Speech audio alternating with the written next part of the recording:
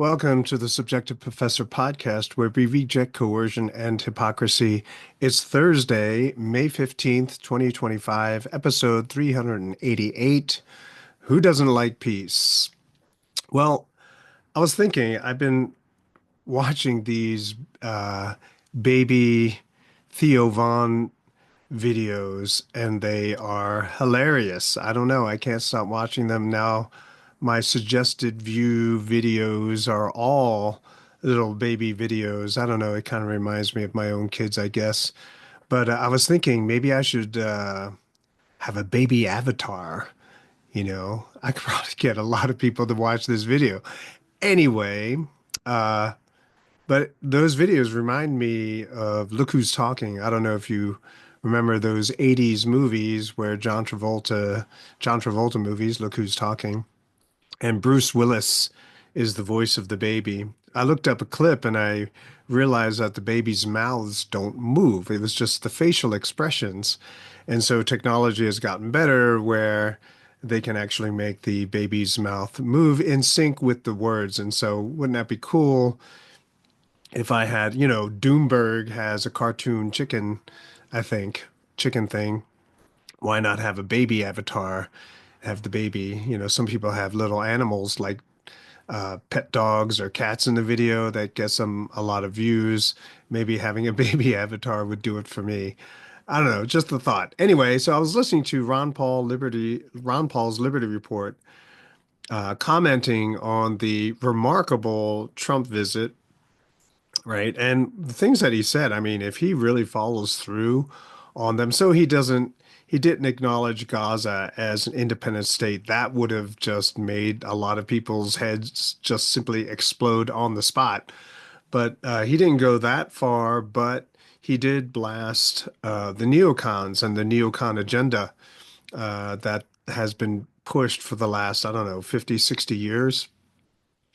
So while Trump is doing this, Congress, they mention on their episode that Congress is trying to wreck that approach. So 200 Republicans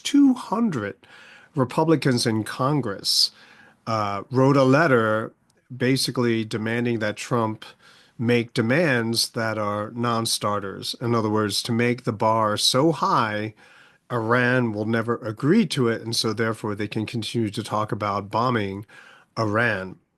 So 177 Republican representatives, right? 177 out of 220 Republican representatives in the House, and that's 220 out of a total of 435 representatives. And so it's a pretty big chunk. And 52 senators out of the 53 Republican senators signed that letter to Trump. Rand Paul being the only senator that did not sign that letter. And you can bet that Thomas Massie probably was one of the representatives who did not sign this ridiculous letter, this neocon letter. So you have all of these people in Congress, supposedly the same party as Donald Trump, who enjoyed the popularity that Trump brought to Republicans, and they are basically lining up against him, right? Making it difficult for him to bring peace in the Middle East. And then they brought up a poll, a University of Maryland critical issues poll, and the question was attitudes towards Iran's nuclear program.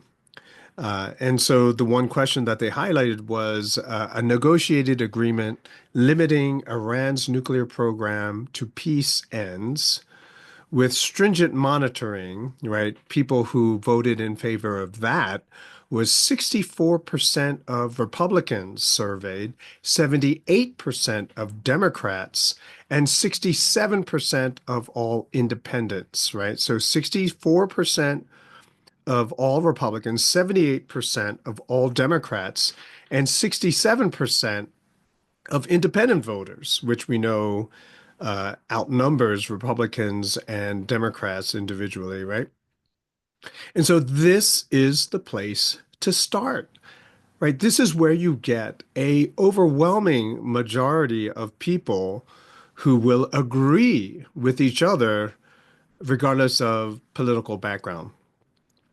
It means that those people in the House and the Senate better have primary challengers for their seats the next time they have to go up for election. I mean, this is disgraceful that these Republicans are going to try to sabotage, Ron Paul, I believe the title of their episode was that they were trying to sabotage what Trump was trying to do in the Middle East.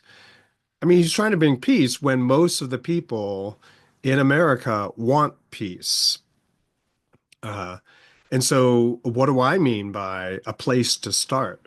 Well, my methodology, and I introduced this and I talked about it every once in a while, but my method is to find common ground from which all of us can perceive pretty much the same thing, right?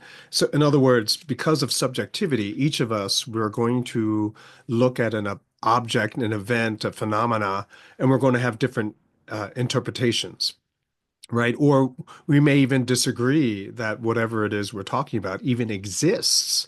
So all of us have to find some kind of common ground, some kind of perspective where all of us are on equal footing, and so then we can proceed to have a discussion, right? People sense when the rules are stacked against them, when the rules are made against them. People realize when they're at a disadvantage when they enter a situation. And once you establish that there is no arbitrary advantage, that everyone will be on an equal playing field, a level playing field, then you can actually have a productive conversation. This is what I did every semester when I would teach in the university.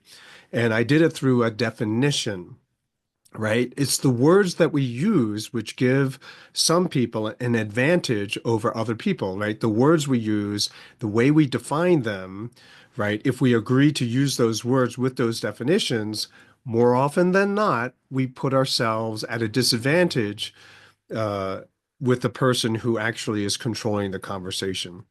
And I teach them how this happens.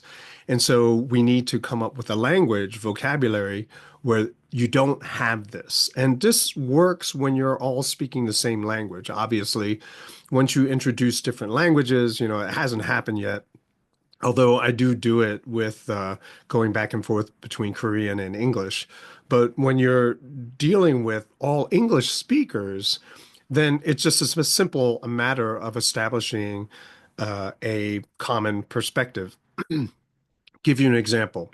So when we look at society, rich people, poor people, colored people, white people, when you do that, depending on how you're using those words, you're giving an advantage to one group and disadvantaging the other. So when you look, and so what I did in class was I said, all of us are consumers, rich or poor, no matter what the color of our skin is, no matter what our religion is, no matter what our gender might be, we're all consumers. We all have to consume. And so let's look at the world from the perspective of consumers. Now, you can look at rich corporate CEOs, yeah, but they're still consumers as well. And so all of us are implicated by that definition. We're all on the same playing field. We're all on the level playing field. And so now we can have a discussion.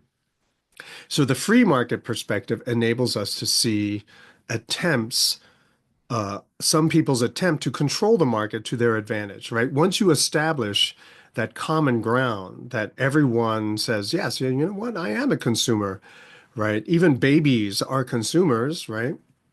They have to consume food and their parents buy them food. And so all of us are consumers. And once you realize that, then you look at the market, what is best for consumers?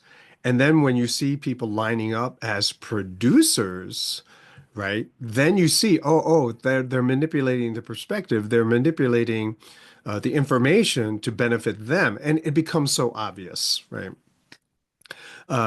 Another way that I reset perspective this way is I say all of us have to believe in something, right? All of us believe in something. So you may not call it religion, but you do believe in something. Atheists believe that there is no such thing as a God, right? That's their belief, right? And everything proceeds from that fundamental belief that they have.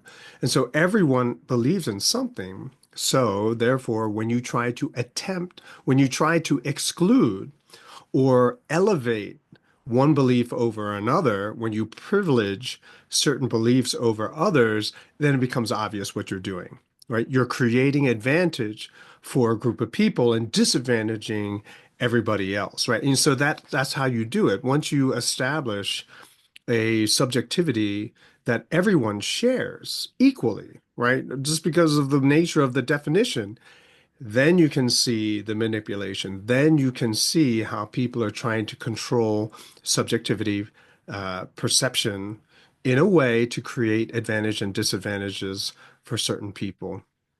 Okay, and so on and so on and so forth. And so in this situation, the desire for peace becomes the common ground, becomes the common perspective for everybody, even the people who are not pro-peace, in that survey, they're not in favor of a peaceful settlement of what's going on in Iran, right? Even those people want peace because as much as they say, oh yeah, we got to go after Iran, they're not the ones that are going to fight, right? So the people who are rah, rah, let's go to war are not expecting to be on the front lines. And so when the rubber meets the road, when you go to them and said, okay, volunteer, like, whoa, whoa, whoa, we have an army for that. That's probably what they're going to say. And so when you put it to them, say, oh, you're pro-war, so why don't you join up and we'll send you on the front line? They'll never do it. Right. You can tell because all those people who rah-rah for Ukraine or Israel, they're not going over there. The people who would, they already did, right? Mercenaries and even the hostage that was set free by Hamas last weekend. Yeah, he was a dual citizen. He was an American, but he was also Israeli. And at the time when he was captured, he was, in the Israeli military. And so this desire for peace is virtually 99% of everybody, which is pretty good when you think about how difficult it is to get a consensus out of any topic, right? This is pretty good. A desire for peace.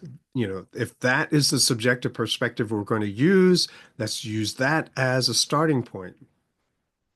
Um, and so you might say, oh, that'll never work. Well, I mean, let's do a thought experiment. Let's just say that because of socialized racism, someone wants to kill me, but realizes that if he does, then my kids are going to go after him, or better yet, my kids are going to go after his kids, right? And so that person will realize that I would have trained my family to go nuclear on anyone trying to do us harm. And so that other person who originally wanted to, rub me out, they'll back off and then we'll start negotiating towards peace, right? How to resolve this problem without violence. And that's how the Hatfields and the McCoys buried the hatchet, right? This is how family feuds come to an end because they realize it's just too expensive. Now, the reasons to kill just aren't that important any longer, right? And that's the crazy thing.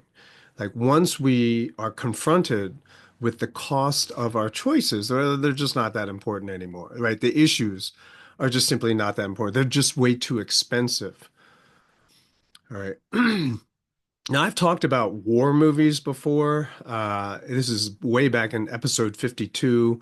I said that the best war movies are the ones which are anti-war. I grew up watching propaganda films that were made during World War II, and then Platoon came out, and then a whole slew of gritty movies like Hamburger Hill, movies like that. And I realized that the message was the same. War sucks. You would much rather not be there. There's no glory in this war that the propaganda films like to portray. It's not clean, it's not neat, it's dirty and miserable. Then you got movies like Joyeux Noël, which is Merry Christmas in French, or All Quiet on the Western Front. What they do is they show you the other side. They show you that your enemy was lied to just like you were. right? Sun Tzu in The Art of War says all warfare is based on deception in chapter one. I mean, who knew that it included lying to one's own people, right? So warfare is not only lying to the enemy, but you got to lie to your own people as well. That in the thick of it, when if you're right and smack in the hot zone of the battle, and you had a choice between being there because of lies or being at home with your family knowing the truth, which one would you choose?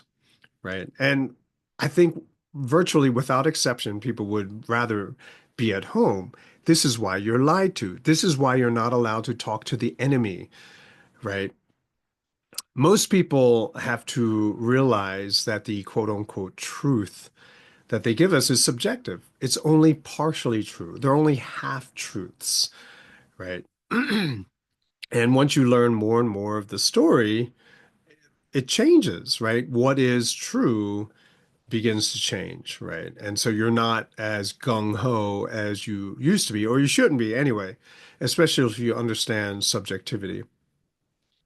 So, what I would do in class all the time is establish that perspective that everyone can use, knowing full well that there is no arbitrary advantage, by taking any, you know, given to any individual participating in the conversation. I don't even, as instructor, I don't even have an advantage over everyone. I'm bound by the same rules of the subjective perspective. So, and if you think about most race theories, like if you do a color-based race theory, then immediately you know that there is a bias in the theory. But if you do what I do and begin with a good definition that race is just simply a generalization on a single identifiable characteristic, then everything is race because everything can be generalized. And then choosing which is bad or neutral or good or evil, well, that's all subjective. It's all arbitrary. And therefore, anything that you say is just simply taken under advisement. But in reality, most people want peace, right? What can we do to have peace? Talk to each other, negotiate, learn about each other. So it's no surprise that the Biden administration didn't talk to Putin. They used the excuse, oh, he's so evil, there's no reason to talk to him. Oh, yeah, okay. But there was also a news blackout. Like you couldn't know what's going on in Russia. You just had to believe what the propagandists were saying to us. I'm sure that Tucker Carlson, when he went over to talk to Putin, he was targeted. Judge Napolitano, Scott Ritter, Larry Johnson, Ray McGovern, and company, they are probably, none of them are probably favorites of people who work for the state. And then look what Trump did. You know, he went around Israel and the whole Israeli lobby power in this country and basically had someone call Hamas directly. And he got that hostage released. Unilaterally. There was no exchange, quid pro quo. It was just like, hey, can you release a hostage? And they released them because they talked to each other. Remember, like, what is it? Netanyahu keeps saying, yeah, they'll never release the hostages because, we can't talk to them because they're just animals. Well, apparently that's not true, right? And pity all the people who believe that. And hopefully that lie, that wall of lies is beginning to come down. So peace should be the starting point that we should have when we have these conversations. Peace should be the conclusion. Peace should be the argument that we use as well. Everything else outside of peace, now you're just getting more subjective. And people can be subjective, right? As long as we have peace, be as subjective as you want, except now you have to pay for it, right? If you want to go to war, go ahead. Go ship yourself over there and join the fighting. But if you can't afford it or you are unwilling to pay the price, then you got to compromise. You got to look for something else. You have to look for another solution. And this is why socialism has become so important in our world and our society, because not everyone wants to participate. And if only the people who want to do something has to pay, then it quickly becomes obvious that a lot of choices that the government is pushing on us are horrible ideas. And so what you do is you force everyone to pay, no matter if they agree or not, right? Even our own representatives that we have elected to represent us in Congress will not do what they were voted to do. They will not vote for peace. So it's peace. Uh, with peace, we have more freedom. And I don't think we should compromise at all. Whenever we have a conversation, just you throw the flag at people, right? The penalty flag, I mean, not patriot patriotic flag, but we throw the penalty and we say, hey, hey, that's not peace, right? Peace is the priority. Peace is what we want. And you keep pushing that line of peace. Hey, you don't have to become a hippie, a stereotypical hippie, to push the concept of peace. Because the benefits, we all benefit. Our children benefit. The people we love benefit. The world benefits. And so why not? And so that's it. I don't know. It's just something that came to me when I was listening to Ron Paul's podcast today. And that's it for today. Hope we have more peace tomorrow. I'll talk to you next time.